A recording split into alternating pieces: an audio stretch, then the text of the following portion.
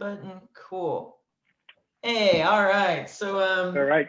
yeah, so I guess the first thing would be like if you'll say your name and kind of how you got started in real estate and yeah. So my name is Matt Guarino. I'm thrilled to be here. So thanks for having me on. It's awesome. Yeah, I mean, I was the last of 7 kids, and I asked my dad when I was young, hey, what do you think I should do? And he said, well, it's medicine, law, or accounting. And I said, well, is that all that they have? Yeah. So I picked accounting, right? And so I became a CPA, and sort of to please my dad on some level. You kind of look back, I didn't realize I was doing that. And you trust him, right? Because it's your father, right, kind of thing. So I was in the real estate group at Price Waterhouse, one of the best firms in the world in New York City. Absolutely hating my job. I hated it beyond belief. And I look back and now feel sorry for my clients, because I was probably the worst CPA because I didn't love it. But what was cool about it is I watched my clients, right? I would take my clients from buying, the Boca Raton Resort for $8 million, fully levered. And then 2 months later, it was worth 88 million. And Wow. And then they used that equity to buy the Omni chain and use that to launch Starwood Lodging, which is now a mega multi, I think $100 billion market cap company. So I watched that, so I had a courtside seat to some really cool stuff. So my whole entry point into real estate was on the finance accounting side. And it really stuck with me. That was something I should do. Then around 30, I had my midlife crisis saying, I can't do this. I'm trying to be an accountant. I can't do it. I actually picked Denver because it was the most entrepreneurial city in the country. Mm-hmm. So my wife and I moved to Denver, not knowing anybody. I stopped my W-2 job and just started the entrepreneurial journey. Moved to Denver and just started buying real estate, buying companies, starting businesses. Some worked, some didn't. But all the while, real estate was the platform. And I felt really confident because I understood the analysis piece and the financing piece, and I had some capital to get started. But it took me 10 years to figure it out. So right. I'm curious. So how much did you have of capital to get started, or did you just use leverage the whole time?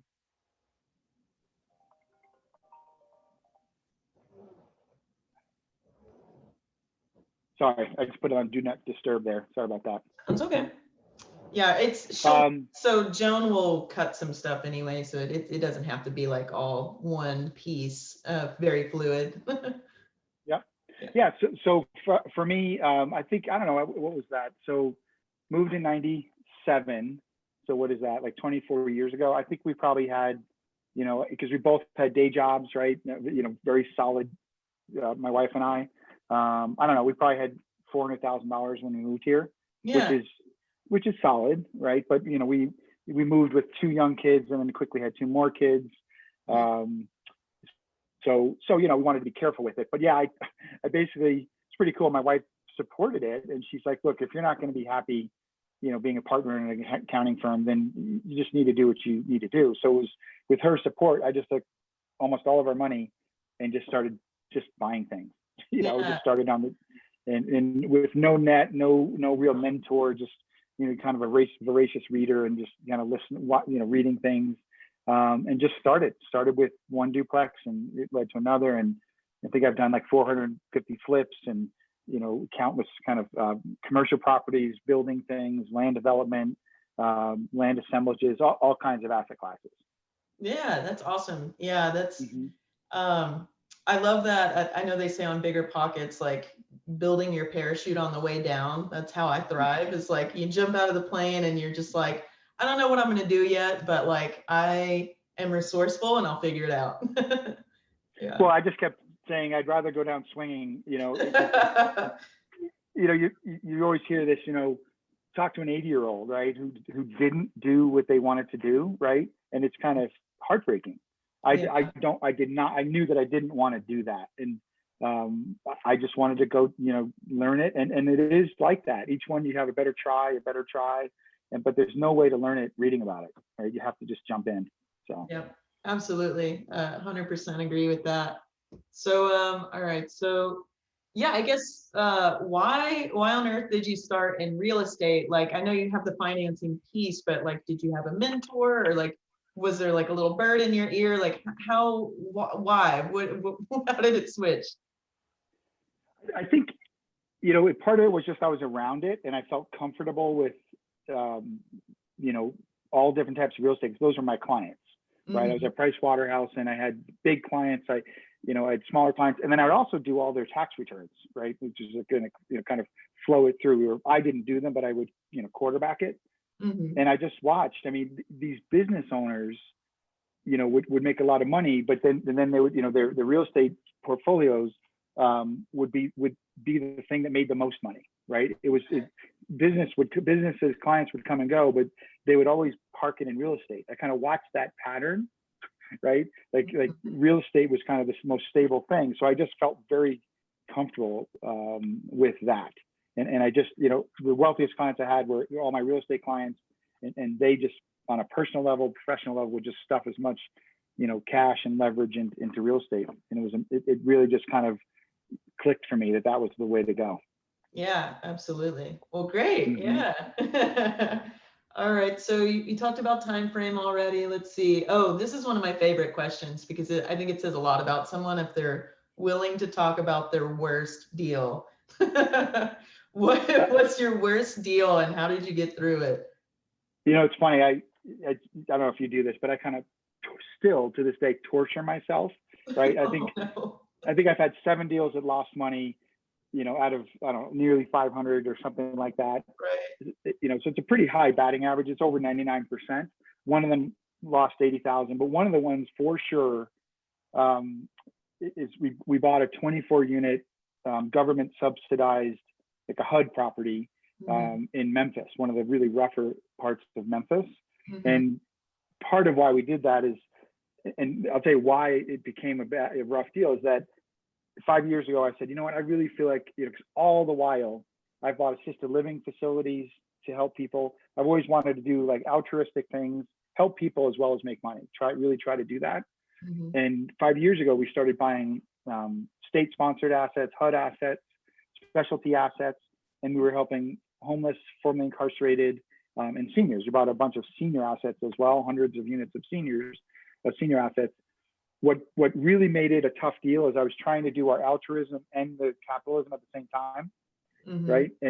And what we hoped to happen in Memphis was we bought this 24 unit, and I thought there was one gang in it, but it turned out to be 24 gang members. All 24 units had gangs living, and it was really kind of rough. And we ended up trying to take those folks, people to the ball game and say, look, you can own your own home. Let us show you how to do that. And people didn't want to do it. They just wanted to, they wanted to continue to rent and have the thing that they were most familiar with. So I really wanted to change their hearts and minds about what was possible for their future. And it didn't work, right? And so what that almost is one the thing that was when Powerful Homes was born, right? We now have a nonprofit that does that, help people empower their dreams through home ownership, but we separated the two concepts, right? You have a real estate investment, which is a yield or IRR or return on investment, and then you have a mission, and to separate them made it clearer.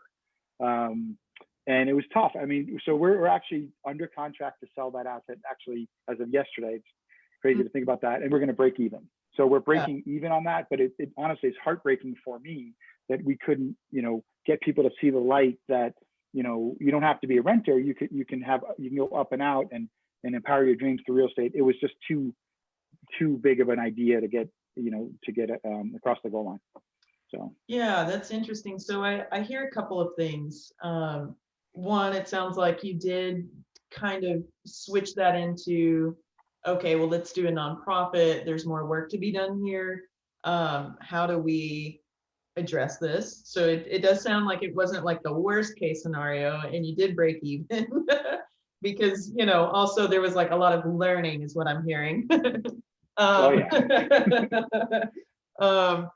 the other piece of that, which I find interesting is, I imagine these are young adults, so probably in their late 20s or 30s. And something that I think a lot about is that's a lot of years to undo, like that's a lot of years to be in a situation and not have someone saying, here's a way out, you know? So when you are trying to transition to something, I feel like there's a bigger piece there that is like, there's a need for like therapy, you know, like mentorship, therapy. It would be, you know, I think if I was just starting out, but I had grown up around, you know, gang violence my whole life, that I would need probably a year of like therapy and mentorship before I would even take a step. But yeah. I mean, you're nailing it. I mean, you know, what we realized, it was just so much trauma, right? And in that, you know, and I was trying to say, hey, here's an economic way out, right? But what you're exactly on point talking about is the emotional piece, right? Yeah. I'm not qualified. And, you know, again, it was heartbreaking. Yeah. Because you know, my thesis was, if I drove them around the corner, because I had bought a bunch of properties out of the Shelby County Land Bank, believe it or not, for like $4,000. And I said, you can buy this and your payment will be like $111 a month, and you're paying more than that with your utility expense. Wouldn't that be cool? Yeah. Right? They just, you couldn't make the leap. And you're exactly right. There was so much built up, right? And, you know, we had a grandmother, a daughter, and a granddaughter living on the same floor. And you know, like three doors next to each other. And this is kind of what our family does. And I'm saying, well, your family can own. Yeah. you can own 10 homes. You can help others own. Right. And it's just, like you said, there was so much to unpack. And I, you know, I kind of said, you know, I'm not qualified to do that, you know, the coaching and the therapy. I mean, you're exactly right. That's what needed to be done. So we kind of, we exited all those assets, and we, you know, now we've set it up, you know, when you're in the investment side, it's clear what's going on there. You know, we're trying to, you know, create a yield and a spread and do that. And then on this side, we're really just educating and empowering dreams through real estate, right? And so it's less confusing for people. And, you know, it was too much to take in.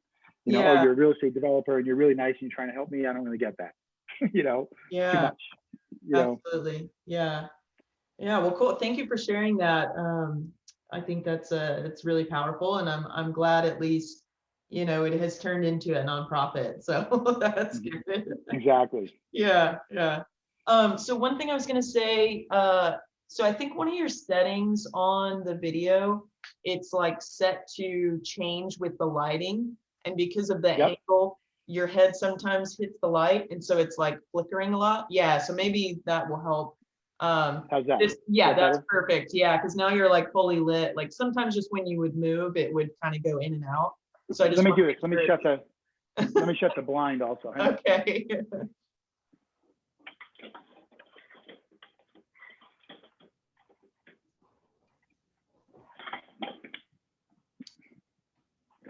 Yeah, is that better? Yes, I think so. I mean, I'll let you know on the next question. Yep. But I think, yeah, I think that should work. All right, cool. I just wanted to tell you that before we went too far. All right, so what's your favorite part? Okay, yeah. So what's your favorite part of real estate investing? You know, I think it's the people, right? I love how dynamic it is and how entrepreneurial and creative it is. I just love that part of it.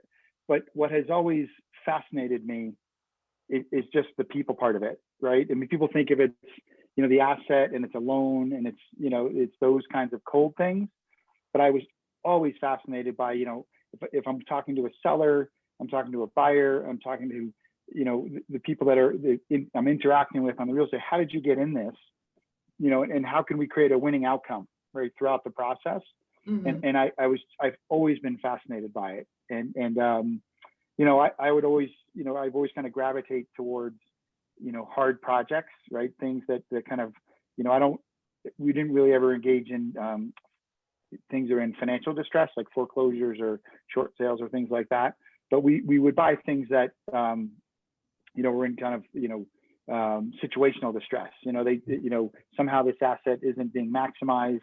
You know, how can we take that and turn it around?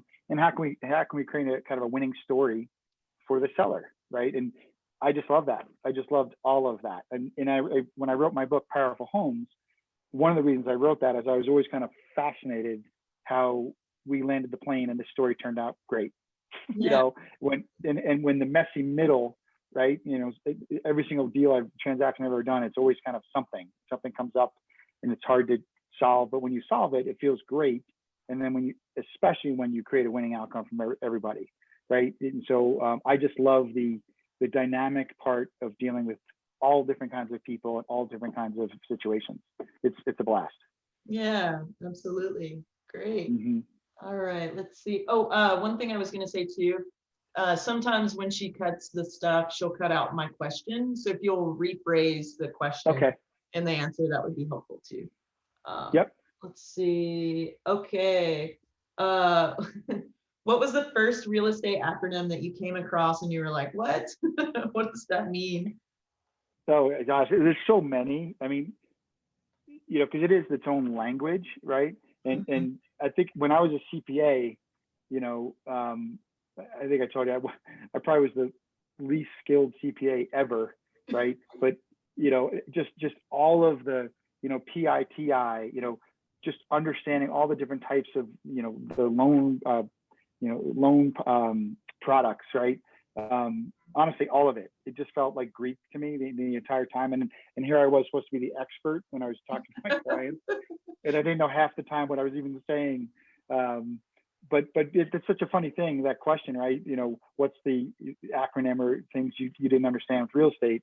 I feel like all of it. It takes a while to kind of experience it and get confident, with the language, right? It's a whole different language. Mm-hmm. Absolutely. So just because you did mention PITI, I do want to say what that is. So you can say it if you want, and she'll probably put it at the end of this or the bottom of the screen. But yeah, if you want to elaborate on PITI, that would be helpful. Yeah. So PITI is just when you make your monthly payment. Sometimes they say those letters because it's principal, interest, taxes, and insurance, and it's those four things all lumped into one payment. Right. Thank you. Yeah. Yeah. Mine was actually cap rate. That was the one where I was like, wait, what is this? I think so many people still, commercial brokers, I hear them describe it. I'm like, that's not really it. All right. So let's see. Okay. Yeah. So I think this is always really fun to see, what people's morning routines are. But yeah, do you have a morning routine? If so, will you please share it? What kind of starts your day? Yeah, I love the question of what's my morning routine. I would even add on the first part of that is what's my evening routine.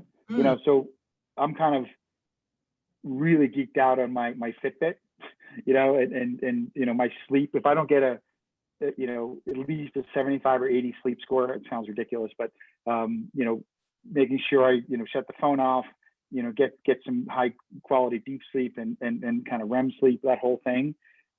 My morning routine doesn't matter, so getting a really good night's sleep. And then my faith matters to me a great deal, so the first thing I literally do in the morning is do something elevated, that inspires me, right? So I kind of spend a half hour kind of reading things that are inspirational, kind of meditating on that. I journal, try to journal 10 or 20 minutes a morning. And then, I think getting some sun, Colorado is a big sun place. It's almost every day. It's 310 days has sunshine. So walking the dog is a big thing. I start kind of planning my day. So, meditating and praying and then journaling and then, getting some exercise is kind of the way I start my day. And getting that, the sun on my skin is kind of gets the energy up. Yeah, absolutely. So I love that. I do similar practices. I don't have a very good evening routine. I need to be better about that one, but my morning one is really important. And I love that you bring up sleep because I think it's something that not a lot of people consider. But I actually recently read the book Why We Sleep. You share the same first name, Matthew Walker, and it's totally about how sleep is so important to get that good REM sleep. And it's actually, if you don't get 7 to 8 hours of good sleep, it's linked to Alzheimer's and memory loss, like all kinds of crazy ailments that no one really talks about. You know, they talk about exercise or diet, but like sleep is so much more important than people give it credit for. Yeah. I completely agree. And when we have these brain scans now, right? And you can see somebody that only has 5 or 6 hours of sleep.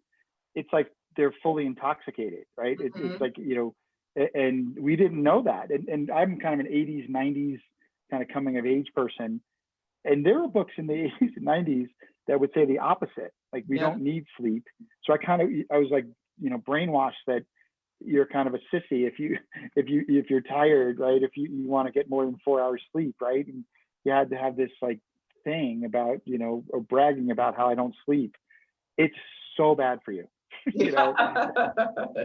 It's crazy. So I've really prioritized that in the last couple of years, and honestly, it's made such a huge difference. Such a huge difference. Yeah, I absolutely agree. I'm super glad you brought that up. All right, let's see. How do you incorporate life-work balance? It's interesting. I've known my wife since we were 13. We met in middle school, right? So we've, always talked about having, a family, even at that, in high school, we wanted to do that kind of thing. So one of the reasons, I was attracted to real estate is that you talk about balanced life. I think the word we always use is integrated life, right? I wanted to be a very active, husband and father, and I wanted to be involved with my kids' life, not to be a helicopter parent or to have them be this ego extension of me, but just to be close with them, right? And so the way we do it is, throughout our, our careers, we made sure we always prioritize, the time with each other and our kids. I coached all my kids in their sports up until they were about 10 years old. And it was such a wonderful thing to be able to do that. And real estate really kind of fosters that you can have gaps of time to do that. But it's just a thing that when we plan the week, we schedule that first. We've always scheduled that first. And I've had opportunities to do more deals or, have bigger jobs along the way. And I would just always kind of run it through the filter of how would this affect my kids? How would this affect my marriage? Because if I failed at that, then more money or more stuff wouldn't matter. So I would say we just prioritized it and always do, Yeah. I love that. So there's another investor that I really like. He's based out of Utah and he does tons of flips there. And he calls it Fun Fridays. And it's just like him and his 3 boys get to like hang out and do whatever they want to do all day. I love that. I love that. Yeah. And it's funny because I talked to him on a video call in the morning of Friday, and his kids were like crawling all over him, and they're like, "It's Fun Friday, we gotta go." That's so cool. I love that. I just love that. Yeah, we had a thing called special time breakfast, right? So once a week, I think for like all the years, 10, 12 years, I would take one of them out to breakfast every single week, right? And I would just journal and just kind of interview them, like, "Hey, what's up?" And I'd write down how much they weighed and who their best friends were, and just that kind of thing. And it was the greatest, one of my favorite moments of the week, right? Each kind of spend a half hour at McDonald's with your kid with a Happy Meal, was awesome. It was just amazing. That sounds really cool. I've never heard of that. Thank you for sharing that. That sounds really cool. Yeah. Oh, that's great. All right, so let's get into more stuff about Powerful Homes. Yeah. So why did you start Powerful Homes? So why did I start Powerful Homes? So I started it, because my whole career, I just wanted to make a difference. I had that kind of desire that, is all my work going to mean anything, 100 years from now? And I've had lots of different attempts at that kind of thing. I owned and operated through real estate assisted living facilities for about 10 or 15 years. And I thought that was going to be it. But the federal government put more regulations that the business model, unless you had massive scale, wouldn't work, right? So I had smaller units, 10, 20 at a time. So, I tried that.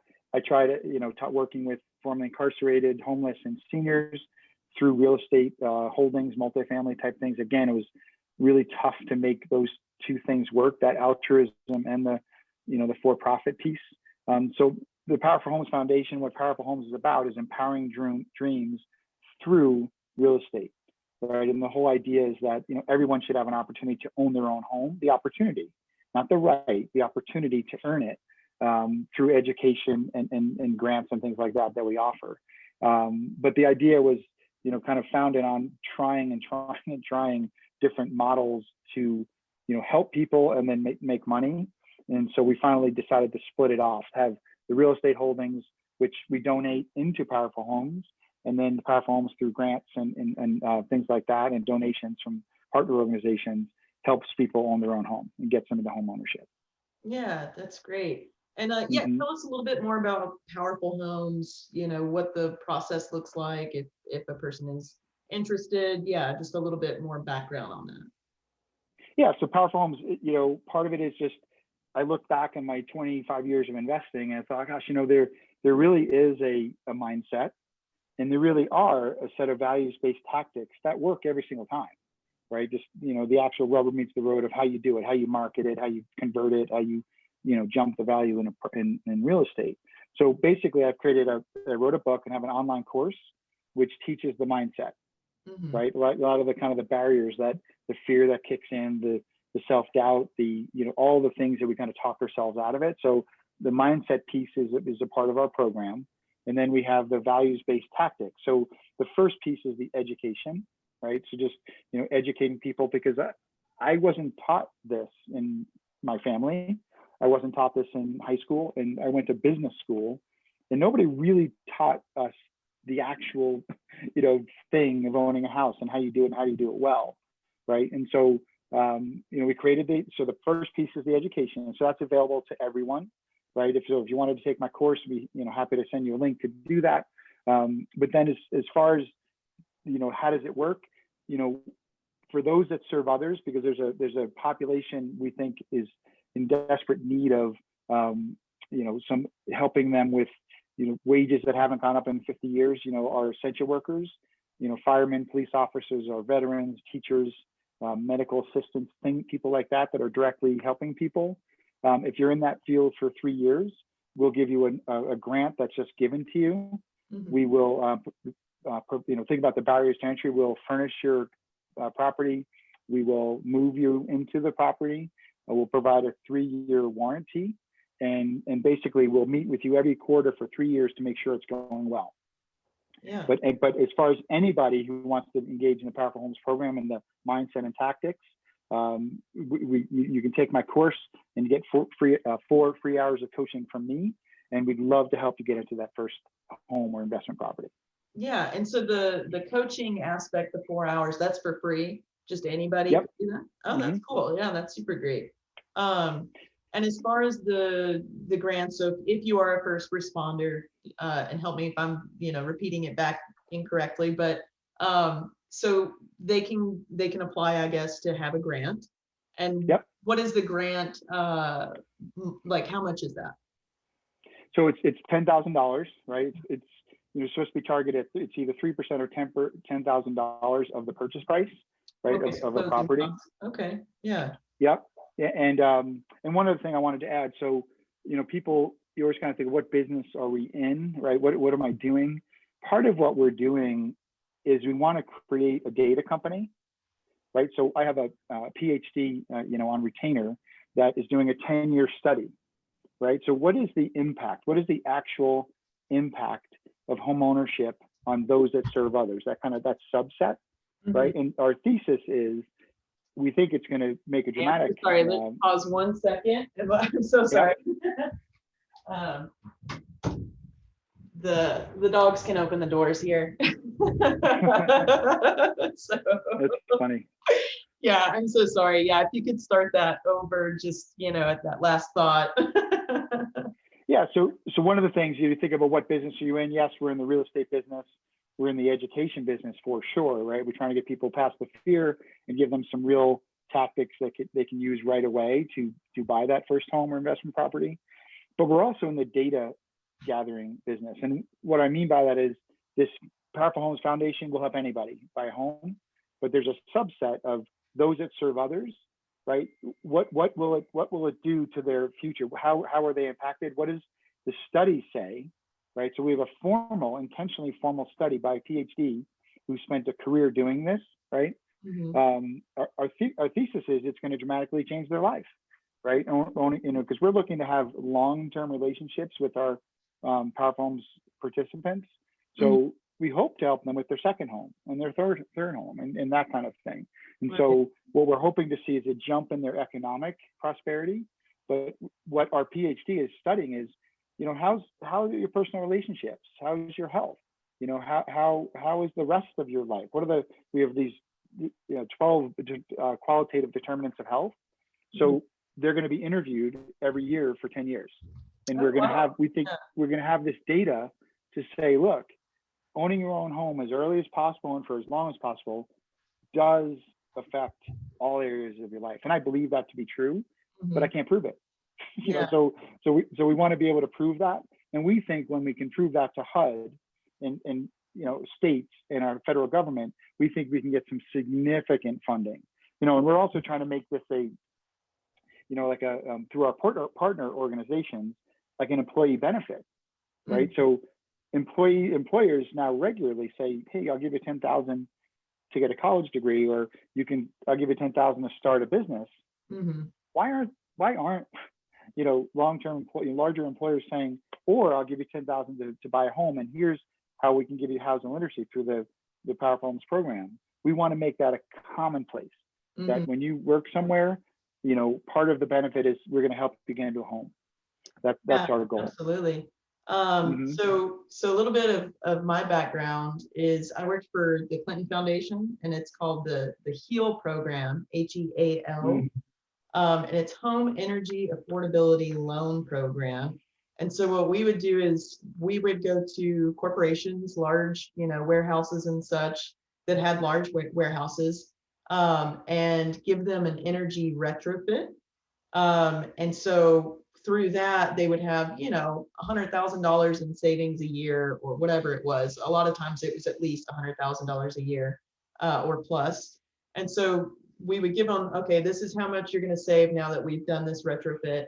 The money that you're saving goes into a fund for employees to access to do similar energy retrofits on their homes. And so that was a zero interest loan to the employee, then set up by, again, just saving money. And then that was actually taken out of their checks, so it was like an employee retention, plus also like my employer actually cares about my home life, so it's kind of like a win-win. And it's also taken out of your check, so it's a pre-tax thing, it was a really cool program. So I think that's really interesting that you want to bring that piece into it, because I think it's really needed. That's amazing. What are your HEAL program is home energy. What are the two other ones, A and L? So Home Energy Affordability Loan Program. And this was, many years ago. This was, before I left Arkansas. So it would have been in like 2012, probably. I don't know if they're still doing that program, to be honest, but it was a really cool pilot at the time. I'd love it. I mean, you're kind of getting at the heart of, right? It's the empowerment, right? You're teaching people, you're enlightening them as to, their energy, energy conservation, and then you're empowering them to do it. I think that's amazing. That's awesome. Yeah, absolutely. All right, well, cool. Let's see, what's the next one here? You did talk about the requirements. Please share much. Oh yeah. So I know you're kind of like in the beginning, I think, of Powerful Homes. So I'm not sure if this part has already happened, but do you have someone that's gone through the program and any of that yet? Yeah, we have lots of people have gone through so we have lots of people that have gone through the program. I would highlight one that I'm just super proud of. He's a guy that has worked with me as a contractor for 8 years. Yeah. And he's kind of first gen immigrant from Mexico. He's a citizen, but he's now 26. And last year I said, so when are you going to buy a home? And so he got in the program. He took got the mindset, lessons down, taught him the tactics. And so last week or 2 weeks ago, he bought his third property, 26 years old. And he owns a single family home. One of the things we ask of our participants is sometime in your lifetime, try to pay it forward. And I'm not going to make you do that or make you sign anything, but just when you get empowered and you have the resources, right? This is about the resources. Pay it forward one time. Either put somebody through the program or sponsor them or whatever that looks like for you. Mm-hmm. So he bought his first home, did really well on it. 6 months later, he calls me and says, "Hey, can I pay this forward to help my parents buy a home?" Aww. It's the coolest thing. I didn't expect him to do it in 6 months, right? But he had enough equity in his first property and it was cash flowing, doing really well. So he bought his parents a home to move into. They were living in a manufactured home, and it was just a beautiful moment. And then a couple of months ago, he said, "Hey, you have this duplex that's amazing and has all this land. Hey, would you ever consider selling that? My equity in my first two properties would be enough to buy that." I said, "Sure, you can buy it." And so now he bought his third property, which he's going to build 10 homes on it. Oh, wow. It's pretty cool. And I'm just super proud of him. He's just an amazing human being. Works so hard, so talented. He doesn't even know how great he can be, right? It's so beautiful to watch his confidence grow.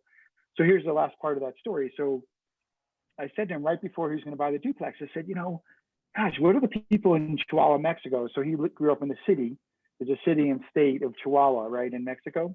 I said, what are your friends from home thinking that you, now that you're a real estate mogul?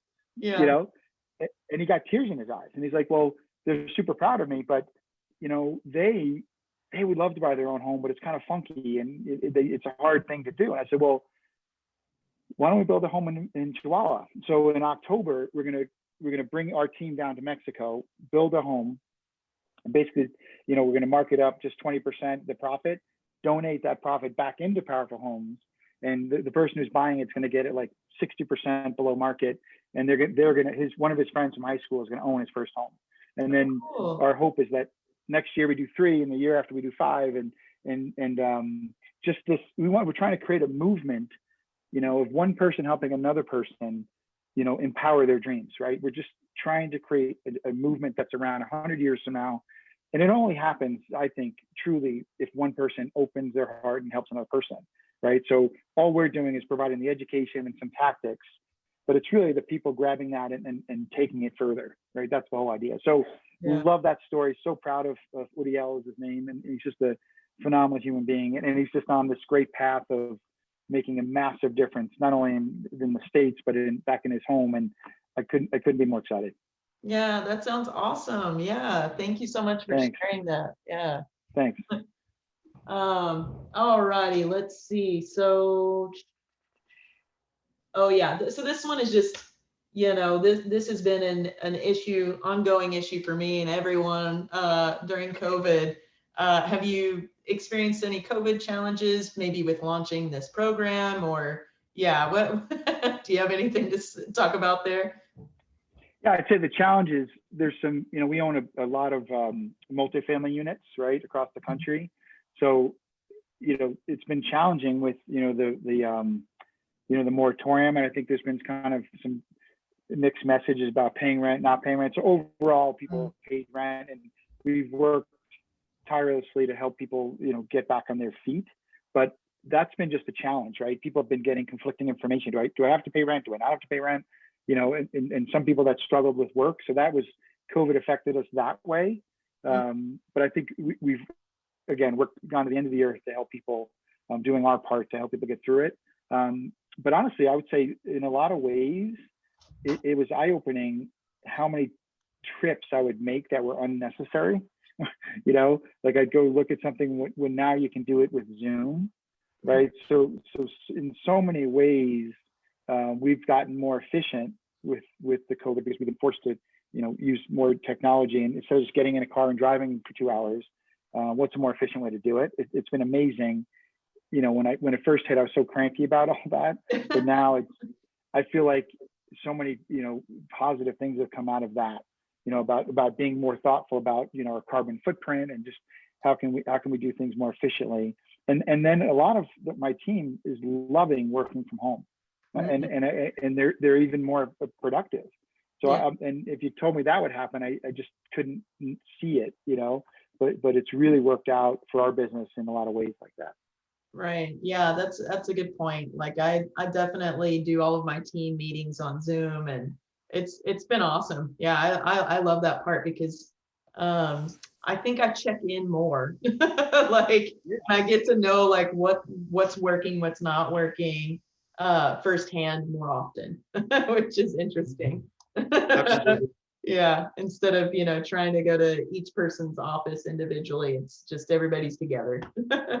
But I'm gonna let my dog did come in and I can hear her breathing, and so I don't want that to get recorded. So all right, come on, bye bye. All righty. What kind of dog do you have? So we have two.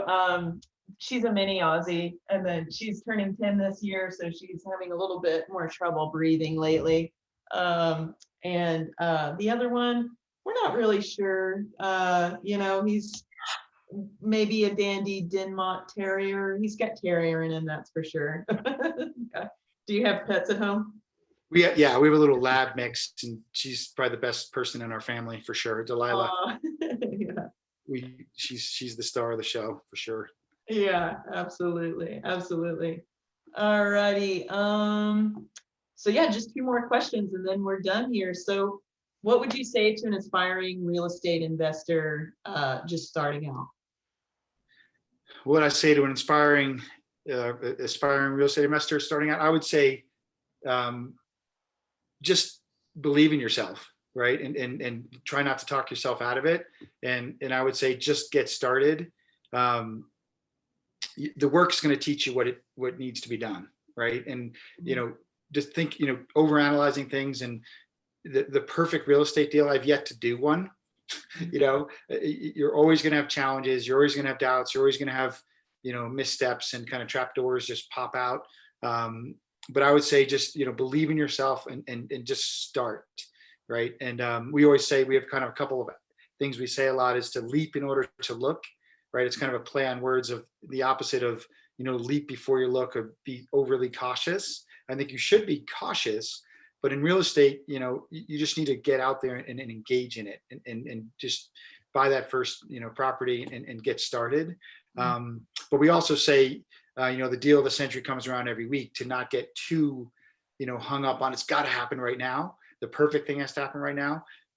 Another great deal always comes around, right? So it's be bold, get out there and do it, but also be patient that you're going to get better and better and better as you go. And you're never too old, you're never too young. You don't need to read 10 more books on it. You have to just have the confidence to get started. That's what I would say. I bought my first home at 31.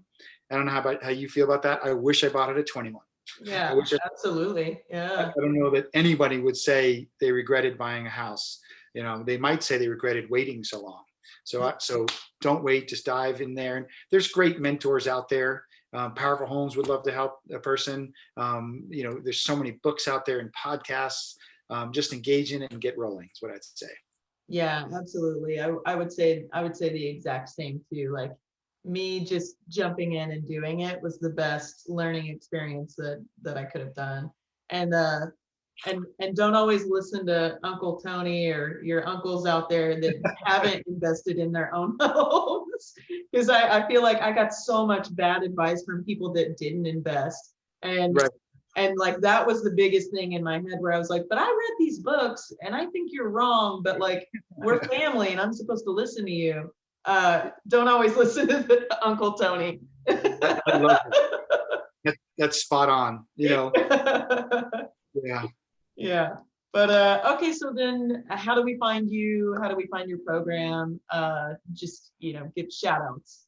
Yep. So just if you look up, very simple, Powerful Homes, just spelled powerfulhomes.org. That our website, if you wanted to apply for the grant and the full foundation with the grant and all the soft costs being paid, that you can do that right online. We have an inquiry form. if you send a DM or a email to us, love to give you a code to get into our course. If you wanted to jump in and check us out. We also have a podcast right on there that we post. It's audio and video.